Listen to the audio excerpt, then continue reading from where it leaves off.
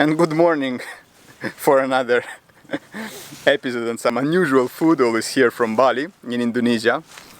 And today I want to show you something that here in Bali is known as kakul, which are nothing but snails. Now, compared to last time, snails is something that is not so unusual, so uncommon for the locals and probably for some foreigners, for some Westerners as well, because snails are consumed in Western countries also. Maybe it's not that common, and probably not everyone knows about it or has tried it, so I think it might be interesting to see. And here in Bali, these snails, these particular snails, are found in the rice fields, and the younger they are, the lighter sort of is the color of their shell, and the older they are, the color of the shell gets darker, sort of more black almost. And so it is said that the older they are, so the darker the shell, the better is the flavor of the snail. And so let's go collect some snails and let's cook them.